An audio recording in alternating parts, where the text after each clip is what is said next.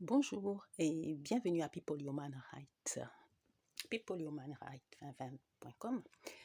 Je suis Olga et aujourd'hui, il s'agit de notre 9e vidéo et elle concerne les croyances et les religions.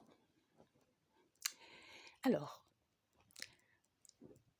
qu'est-ce qu'une croyance? Une croyance, c'est le fait de croire en quelque chose de vrai ou de possible.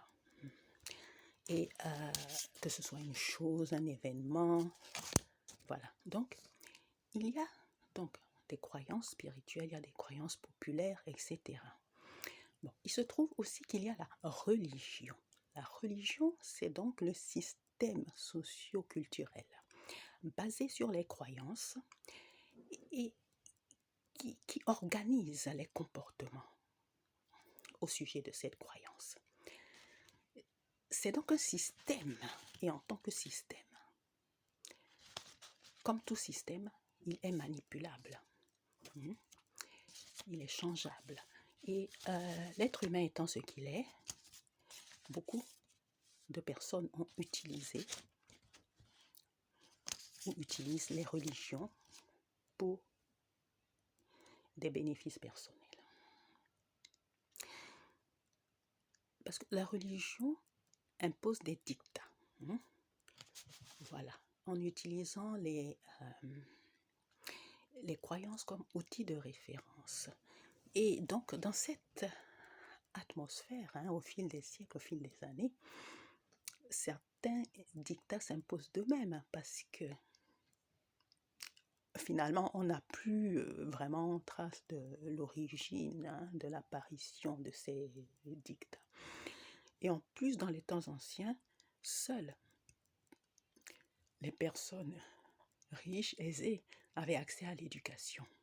Donc, les pauvres ne pouvaient que faire confiance à leurs prêtres, à leurs... voilà, à leurs devanciers spirituels. Et donc, c'est un outil qui a servi à beaucoup de personnes pour oppresser les plus pauvres. Et lorsque tu nais dans une religion, les descendants aussi, ils croient à la même chose, sans vraiment savoir tous les fondements. Donc, et il ne faut pas oublier donc que ces religions, en tant que système socio-culturel, se sont imposées par la violence, par les crimes.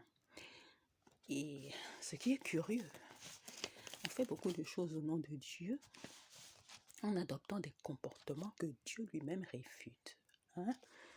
Donc, Dieu a toujours donné à l'homme la liberté de choisir, de le suivre ou pas. Donc, en voyant, vous pouvez lire, attendez, Deutéronome 30, 19, Deutéronome 30, 19, où Dieu dit,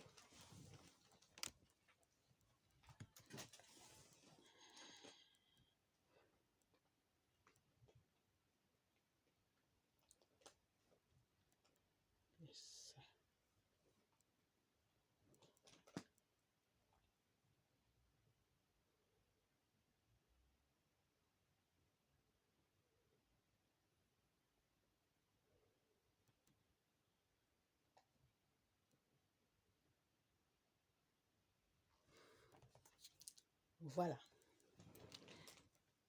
Deutéronome 30, 19. J'en prends aujourd'hui à témoin le ciel et la terre. J'ai mis devant vous la vie et la mort, la bénédiction et la malédiction. Choisis, c'est la vie, afin que vous viviez, vous et votre postérité. Donc, et Dieu parmi nous lui-même, ainsi que ses, alias Jésus-Christ, ainsi que ses apôtres, n'ont jamais forcé quelqu'un à les suivre. Ils enseignaient aux foules, hein, au bord des lacs, dans les prairies, etc. Et ceux qui voulaient se joindre à eux se joignaient à eux. Et Napoléon Bonaparte, le Napoléon Bonaparte, avait dit « La religion, c'est ce qui empêche le pauvre de tuer le riche. » À méditer. C'est un système dont on se sert. Donc, cet exemple est bien entendu au niveau de la chrétienté, où ils ont mis certains textes dans la Bible et ils ont mis d'autres textes qu'ils ont jugés apocryphes, oui, parce que ces textes-là ne les servent pas vraiment. Et ils enseignent par exemple aux pauvres la tiédeur ou la soumission, en faisant croire que cela vient de l'Éternel. Mais l'Éternel a toujours envoyé de l'aide aux armées des Israélites. Là, on parle de la Bible, pour détruire leurs ennemis. C'est l'Éternel qui donnait les stratégies de combat au roi David. Voilà, vous pouvez lire 2 Samuel 5, versets 17 à 25. Auparavant, l'Éternel avait également assisté Josué et bien d'autres. Voilà, vous pouvez lire aussi Josué 24, versets 11 à 12. Donc, 2 Samuel 5, versets 17 à 25 et Josué 24, versets 11 à 12. Donc, bien souvent, la religion n'utilise qu'une facette d'une pièce. Ou alors, elle utilise un petit nombre de pierres. Voilà, c'est ça, à multiples facettes. Par exemple, on va dire, serviteurs doivent être soumis à leur maître, doivent obéir à leur maître. Donc, il va de soi que c'est dans un cadre de respect mutuel. Aucun texte ne donne le droit au maître de maltraiter le serviteur. Il n'y en a pas. Si vous lisez 1 Pierre 2, verset 18,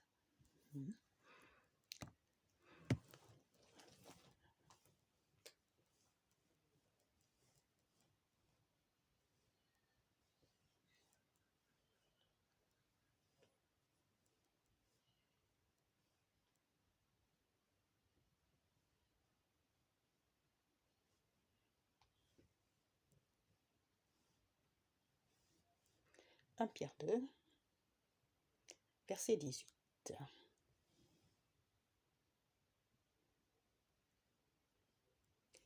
Serviteurs, soyez soumis en toute crainte à vos maîtres, non seulement à ceux qui sont bons et doux, mais aussi à ceux qui sont d'un caractère difficile. Voilà. Donc, c'est ce qui est écrit. Mais lorsqu'on lit Colossiens 4.1,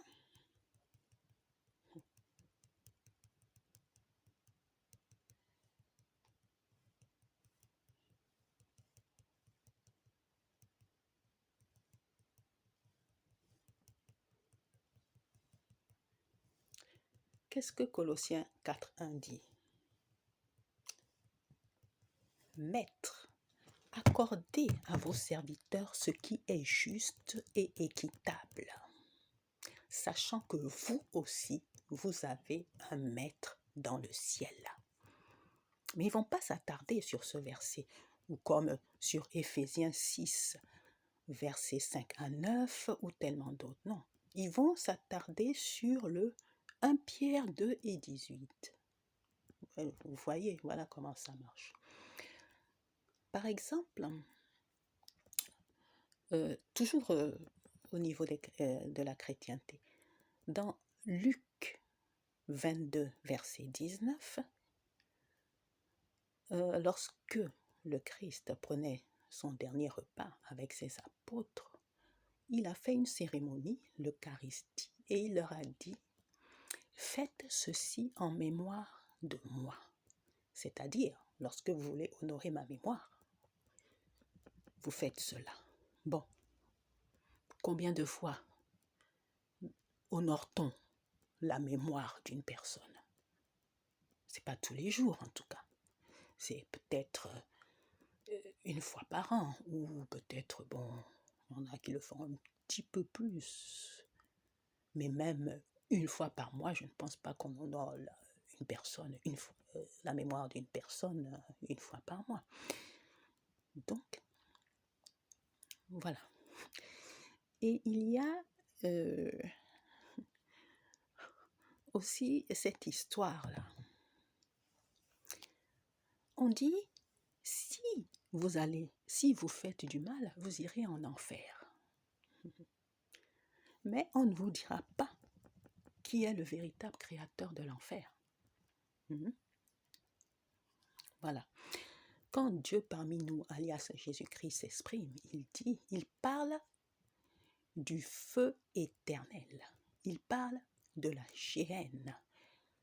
Dans l'Apocalypse, on parle du lac de feu et de soufre. Voilà. Parce qu'il faut comprendre une chose. Si on dit que le Christ a vaincu l'enfer, en général, on a la victoire sur ses ennemis.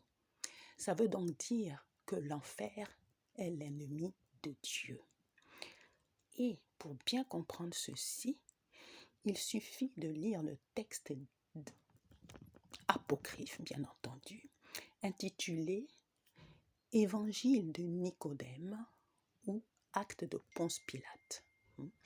Évangile de Nicodème ou Actes de Ponce Pilate, c'est le même, les Actes de Ponce Pilate, aussi appelé Évangile de Nicodème. Et dans cet évangile, on parle de la descente du Christ aux enfers. Voilà. Donc, si vous lisez Matthieu 25, 41, voilà, Matthieu 25, le verset 41, mais bon, lisez quand même l'histoire à partir du verset 34. Verset 41, Dieu parmi nous, alias Jésus-Christ, dit « Retirez-vous de moi, maudit, allez dans le feu éternel, préparé pour le diable et pour ses anges. » Donc, employer le mot enfer à la place de feu éternel ou géhenne est un abus de langage qui sème la confusion dans les esprits. Voilà. Et donc, le verset... donc, il y a beaucoup de gens pour qui, pour qui le mensonge est quelque chose de naturel. C'est dans leur nature. Ils ne peuvent pas faire autrement que mentir. Bon, par exemple, je vais prendre un exemple. Est-ce que on peut demander à un enfant de 1 an de faire un discours sur les mathématiques? Vous voyez, c'est pas possible. Cet enfant de 1 an n'a pas la capacité de vous faire un discours sur les mathématiques. C'est la même chose. Il y a des êtres qui n'ont pas la capacité de dire la vérité. La vérité n'est pas en eux. Comme nous le dit Jean 8, verset 44, que le diable est menteur et père du mensonge. Okay. Donc ce sont des êtres qui vivent dans le clair-obscur. Ils cherchent, c'est-à-dire ils mentent, ils trichent en permanence. Et ils ne peuvent même pas respecter leurs engagements puisque pour respecter ses engagements, il faut être véridique. Il faut avoir la vérité en soi. Donc, en ce qui concerne la terre-mère des hommes, la supercherie a atteint une ampleur indéfinissable. Parce que tout ce qui concerne les religions juives et chrétiennes font partie de la spiritualité originelle de la terre-mère des hommes. Les juifs et les chrétiens d'origine étaient sans doute, sans aucun doute, des peuples de race noire qui vivaient sur la terre-mère des hommes, qui ont migré, bien entendu. Donc, la violence de l'esclavage arabo-musulman, puis la violence de ce qu'on appelle la traite négrière, etc., ont détruit toutes les structures des églises originaires, ont pillé les objets sacrés, tout ça. Ils ont même pillé les vierges noires qu'on retrouve un peu partout en Europe. Et ils ont pillé les textes, etc., déporté donc les hommes, les femmes, les enfants, c'est-à-dire détruit complètement les bases sociales et les vestiges. Voilà. Et pour que ces bases ne se reconstruisent pas, les esclavagistes, les colons européens ont par-dessus tout encore blanchi cette religion en se les appropriant. Ils sont revenus en terre-mère des hommes avec des vierges blanches, avec une religion déformée. Ils ont systématiquement combattu toute croyance chrétienne autochtone, comme le kibanguisme, par exemple, et bien d'autres, en emprisonnant les leaders, les prophètes qui ressurgissaient, bien entendu, puisque c'est la religion de Dieu.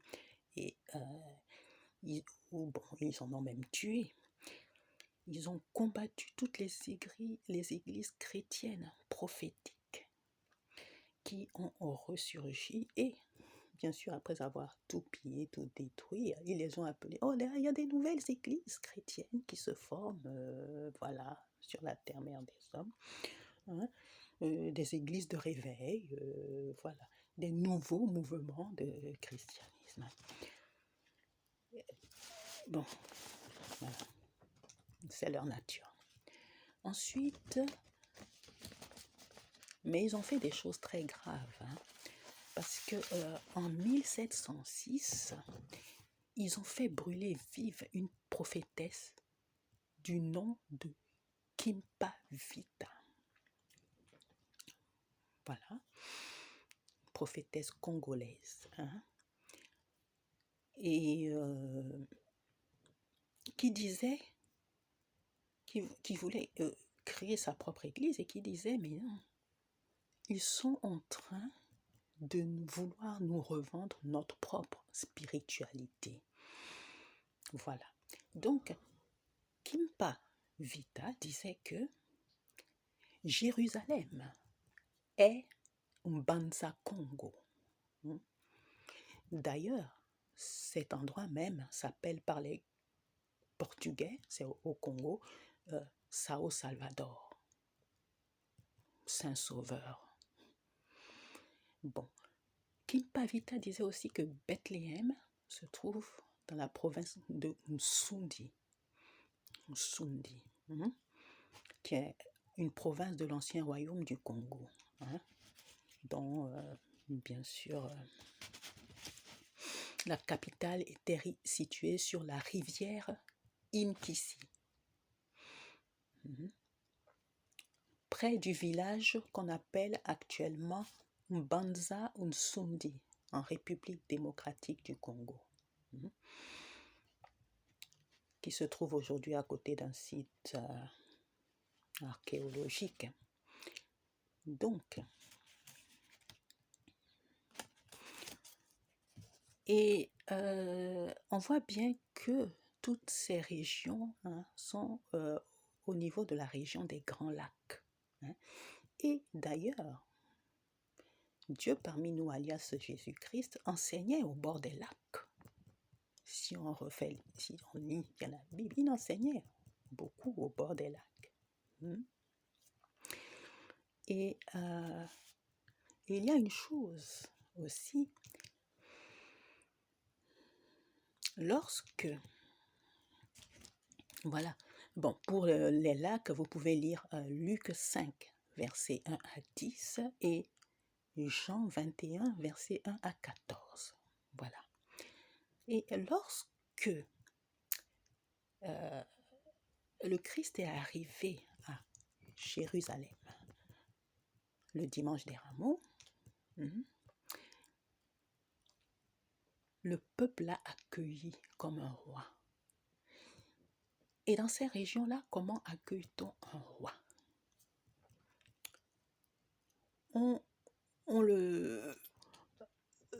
Ils avaient des rameaux dans les mains, voilà, ils en mettaient sur le passage de Jésus.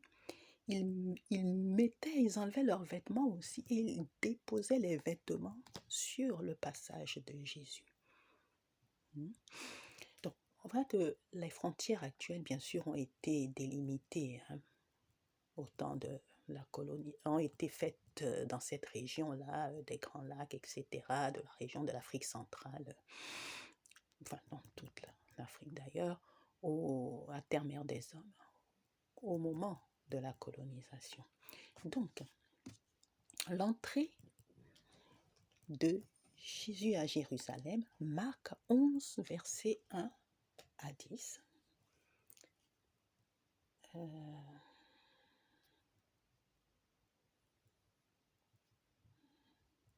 Marc 11.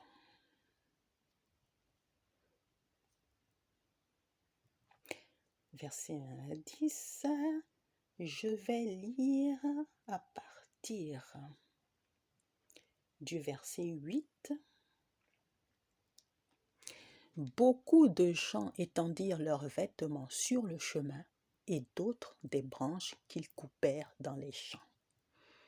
Ceux qui précédaient et ceux qui suivaient Jésus criaient « Hosanna, béni soit celui qui vient au nom du Seigneur, béni soit le règne qui vient, le règne de David, notre Père. Hosanna dans les lieux très hauts. » Donc, il suffit de regarder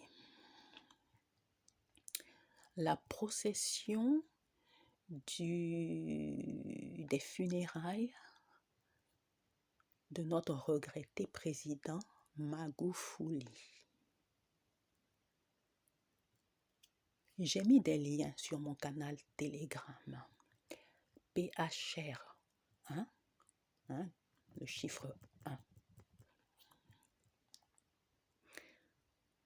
On voit des gens, des personnes sur tout le chemin de la procession de ce convoi funéraire avec des branches dans les mains, des rameaux dans les mains. Ils en mettent aussi sur le chemin du passage du cortège. Ils mettent aussi leurs vêtements sur le chemin du passage du cortège. Voilà, ce ne sont pas des coutumes européennes. Et encore autre chose. Dans Ésaïe 7, verset 14,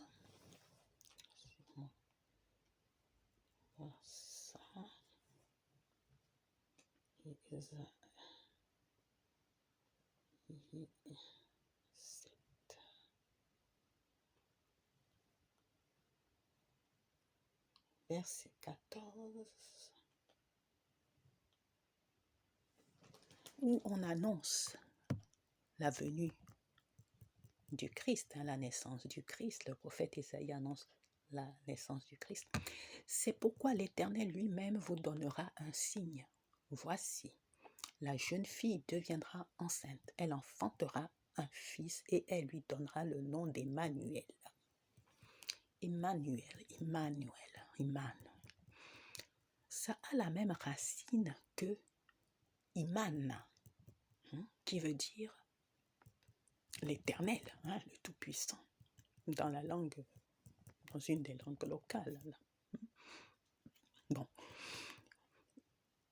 le elle qui suit peut être dérivé de, ou c'est dérivatif, ou bon, un dialecte, ou alors ça peut être comme le mot Jésus-Christ composé de deux langues différentes.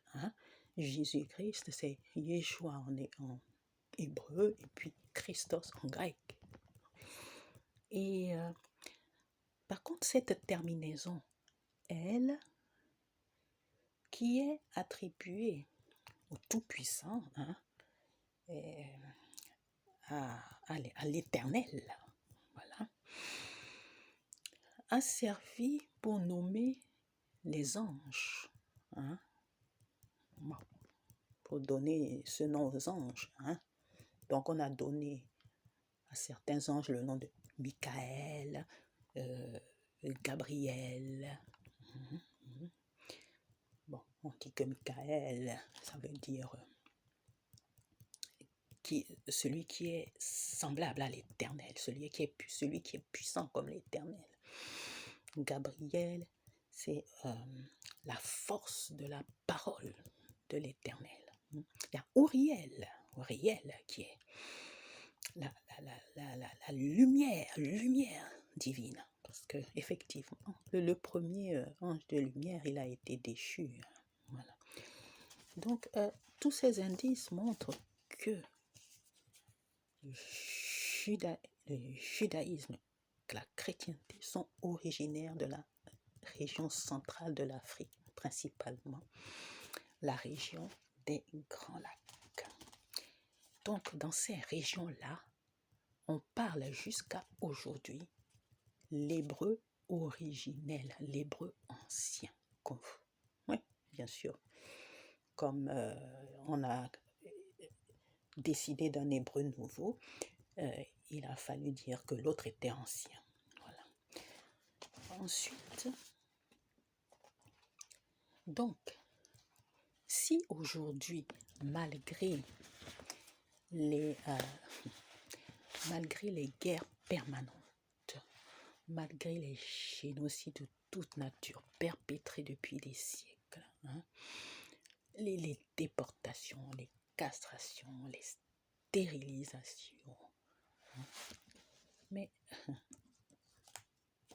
les peuples de race noire sont toujours les plus nombreux sur la terre. Et cela, c'est parce que c'est la volonté de Dieu. On va lire Osée 1, verset 10. Osée, O-S-E accent aigu E, Osée 1, verset 10.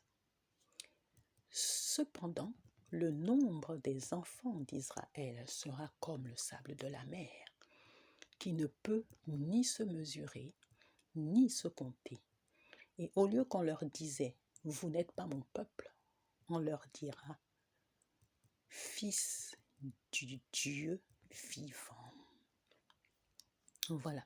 Donc nous sommes en possession de certains textes qui ne sont pas toujours traduits correctement et des fois dans lesquels on a mis des erreurs de façon volontaire. Pas dans tous, mais c'est pour ça qu'il faut les utiliser avec prudence. C'est-à-dire qu'il y a certains passages qui n'ont pas de... Comment on dit ? Qui, à mon avis, n'ont pas de sens. Par exemple, si on prend le psaume 83, le psaume 83, psaume de David numéro 83. Si on va, attendez, 3, psaume 83, voilà. Lorsqu'on va, d'ailleurs je vais lire une première, enfin un peu avant d'aller dans l'autre. Je vais le lire. Ô Dieu, ne reste pas dans le silence, ne te tais pas, ne te repose pas, ô Dieu, car voici tes ennemis s'agitent et ceux qui te haïssent lèvent la tête. Ils forment contre ton peuple des projets pleins de ruses et ils délibèrent contre ceux que tu protèges. Ils disent, venez, exterminons-les du milieu des nations et qu'on ne se souvienne plus du nom d'Israël. Ils se concertent tous d'un même cœur. Ils font une alliance contre toi. Bon, ça c'est... Il cite tous les ennemis d'Israël. Voilà. Maintenant, verset 12. Car ils disent, emparons-nous des demeures de Dieu.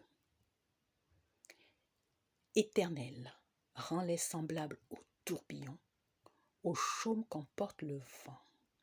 Voilà maintenant le verset 14 qui a attiré mon attention. Le verset 14 dit « Rends-les semblables au feu qui brûle la forêt, à la flamme qui embrase les montagnes. » Non. Parce que là, le feu qui brûle la forêt, le feu est l'élément actif. Et la flamme est l'élément actif. Donc, ce n'est pas comme ça qu'il faut le dire. Moi, quand je dis ce psaume, le verset 14, je dis, rends-les semblables à la forêt qui brûle et aux montagnes embrasées. Oui, parce que si on le lit tel que écrit, ça va produire l'effet inverse. Juste une remarque. Donc, d'ailleurs, je vais poster régulièrement sur mon canal Telegram PHR1 des psaumes que j'aurai revisités. Donc, lorsqu'on a sa foi, il faut avoir sa foi parce que Dieu existe et tout ça. Mais il faut savoir que l'être humain est ce qu'il est. Donc, lorsqu'on lit les textes religieux, et il faut se poser des questions, et il faut se poser des questions aussi au niveau de notre foi. Ce que je dis, ou ce qu'on me dit de faire, bon, est-ce que l'information est complète? Est-ce que c'est normal? Est-ce que ça semble incorrect, falsifié? Est-ce que cette chose ou ce texte vient vraiment de Dieu ou des hommes? Il faut savoir repérer les pierres à multiples facettes. Voilà. Parce que le monde spirituel ne change pas, il a toujours été le même. Les êtres spirituels sont toujours les mêmes, même si on ne les voit pas. L'être humain qui a les yeux voilés ne fait que s'attacher à l'entité qu'il choisit de prier. Mais ce monde-là, invisible, il existe. Il est toujours le même, il ne change pas. Donc, et pour certains, l'Éternel est le grand ami. Pour d'autres, l'Éternel est le grand ennemi. Voilà. Et donc, mais ce qu'il faut, c'est, comme toujours, cela n'est réservé qu'à une minorité de personnes, parce que malheureusement, il faut déjà avoir accès à ces textes Ensuite, il faut savoir lire et écrire. Ensuite, il faut avoir le temps de lire ces textes. Vous voyez bien qu'à chaque étape, il y a un handicap, il y a un handicap, il y a un handicap. Ce qui permet à certains rusés de faire des choses impossibles, des choses incroyables, des choses méchantes. Voilà. Donc, cette vidéo tire donc à sa fin. Je vous conseille vivement de consulter les liens que j'ai mis sur mon canal Telegram. À bientôt.